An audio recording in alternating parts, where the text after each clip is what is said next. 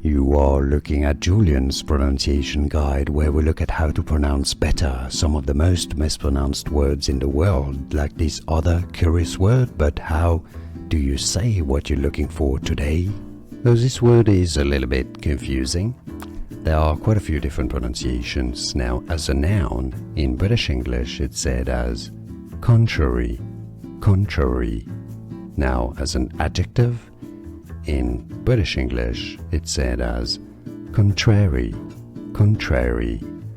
Now, in American English, as a noun it's said as contrary, contrary, contrary, while as an adjective it's said as contrary, contrary.